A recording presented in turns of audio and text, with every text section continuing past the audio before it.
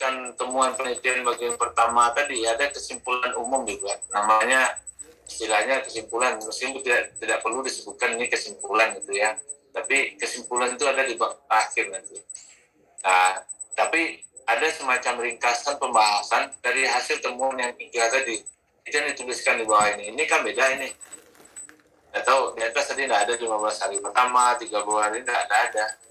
Tapi yang jelas di sini perlu ditulis bagian penutup, yang bagian pertama itu ditulis ringkasan dari pelaksanaan tindakan korektif yang 3 tadi. Nah, itu yang dijelaskan secara ringkas. Bagaimana pelaksanaannya, berhasil atau tidak itu dilaksanakan oleh Ombudsman. Baik, Pak. Ya, itu harusnya bagian penutup di bab ini.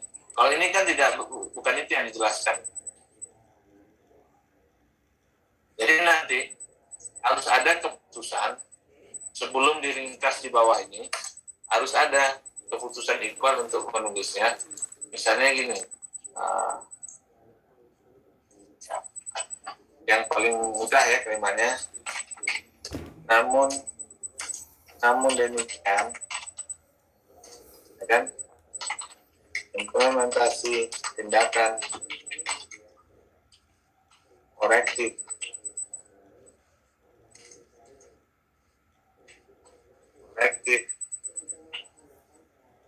bla.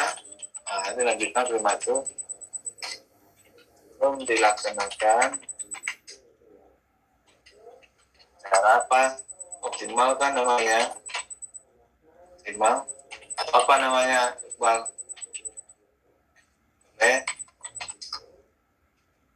Ombudsman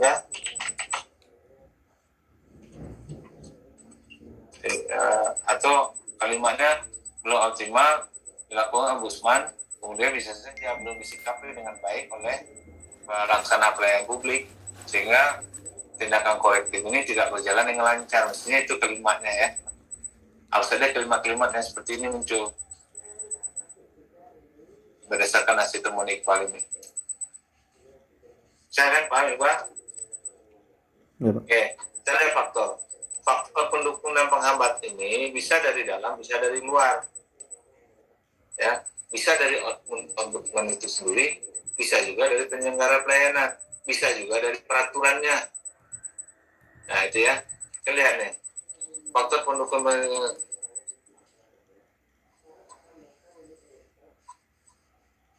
coba lebih diinikan lagi, Bang. Misalnya faktor pendukungnya apa? Pertama, buat satu-satu. Misalnya pertama, apa yang dibuat yang pertamanya apa? Apa masalahnya yang faktor mendukungnya apa? Instansi yang sudah banyak di antara instansi itu yang tahu mengenai Ombudsman ini. Kan itu Ombudsman dia tahu, maksudnya tidak implementasinya ini loh. Kan faktor pendukung penghambat implementasi ini. Iya, iya Pak. Nah sekarang apa yang kriteria yang dibuat dalam faktor pendukung implementasi tindakan korektif? Jadi kan masih banyak instansi ini yang belum tahu apa itu Ombudsman, Pak. Jadi yang bikin faktor pendukung itu karena banyak instansi itu yang udah tahu mengenai Ombudsman ini, jadi cepat dilaksanakan laporan itu, Pak. Kalau yang bagi yang tidak tahu kan pasti diabaikan gitu, Pak. Ya, kita masuk ke itemnya dulu. Nah, misalnya faktor yang mendukung itu pertama bisa dilihat misalnya dari peraturan, kan? Peraturan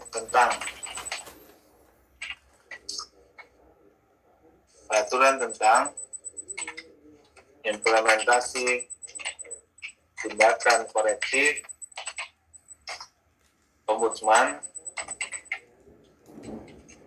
Bisa seperti ini, sudah dipahami oleh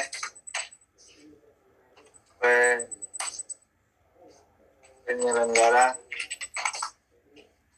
layanan publik. Nah, misalnya gitu yang pertama, Iqbal. Nah, sekarang kalau ini yang pertama, Iqbal jelaskanlah ini nih, apa maksudnya nih. Memang sudah diketahui sudah dipahami oleh penyelenggara publik. Nah, jelaskan ini. Berdasarkan kalau perlu ada wawancara, tulis wawancaranya di situ, dengan siapa diwawancarai. Ada Pak di bawahnya Pak. Nah, oke. Yang kedua apa? Nanti tinggal disocokkan aja di bawah. Yang kedua apa?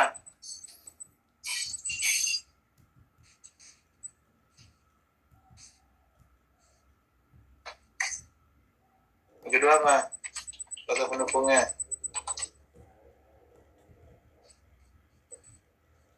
Ntar Pak.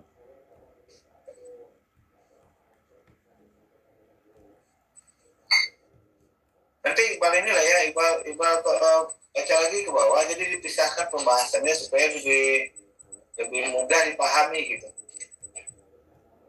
Ini misalnya gini, yang kedua adanya sanksi yang jelas. Nah itu ya.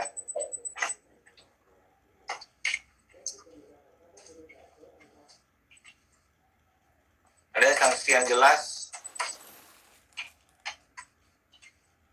Dari apa? Misalnya dari yang tidak mau menindaklanjuti tindakan korektif ombudsman apa?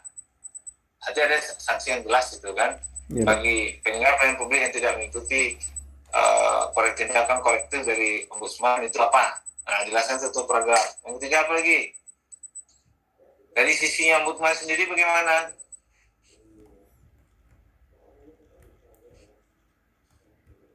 Dari sisi ombudsman sendiri gimana ke pendukungnya?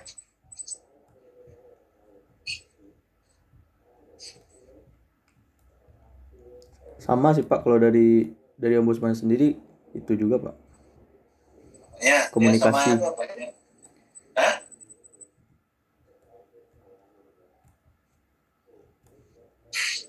Makanya Iqbal perlu dulu mengelompokkan pembahasan-pembahasan ini supaya mudah dicerna gitu. Nah, misalnya yang ketiga ini.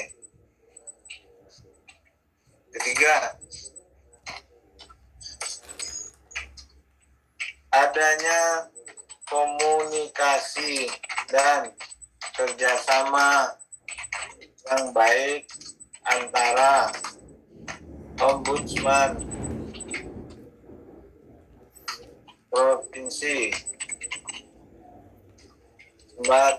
dengan penyelenggara pelayanan publik. Nah, kan enak seperti itu, tinggal jelaskan. Nah, ini kan akan ada impact-nya gitu ya. Ketika komunikasi sama baik, maka tindakan korektif itu bisa dilaksanakan. Tapi kalau dia tidak terselenggara dengan baik komunikasi dan kerjasama ini, maka tindakan korektif ini tidak bisa dilaksanakan. Itu kan simpel saja pembahasannya. Jadi hal-hal seperti ini yang harus Iqbal buatkan poin-poinnya supaya mudah dipahami dari hasil penelitian ini. Oke, nah dari pendukung nanti cari yang lain. Apa lagi yang lain yang Iqbal temukan? Tambahkan dengan wawancaranya. Nah, faktor penghambat bisa juga berasal dari yang sudah kita tulis ini. Misalnya peraturan tentang promosi tindakan kolektif ini misalnya bisa juga dianggap penghambat karena dari peraturannya misalnya tidak memperkuat posisi ombudsman dalam memberikan tindakan kolektif sehingga ada kelemahan ombudsman untuk melakukan tindakan korektif. Yang kedua, sanksinya tidak jelas. Nah, ketika tindakan korektif dilaksanakan oleh ombudsman, ternyata tidak ada sanksi yang diatur dalam peraturannya, sehingga lemahlah tindakan korektif yang dimiliki ombudsman ini. Nah, itu bisa jadi penghambat kan. Yang ketiga, adanya komunikasi. Bisa saja komunikasi dan kerjasama antara ombudsman dengan pihak penyelenggara pelayanan tidak terselenggara dengan baik, sehingga dalam kasus-kasus tertentu tindakan korektif itu tidak bisa ditindaklanjuti atau tidak di yang ngeyel tadi loh, yang tidak diindahkan oleh penyelenggara pelayanan publik. Nah, bisa kedua-duanya saling berkontribusi. Dia bisa mendukung, bisa dia sebagai penghambat. Nah, atau kasus yang lain Iqbal temukan apa gitu. Tapi buat berdasarkan poin-poin seperti ini. Baik, Bang? Ya, Pak.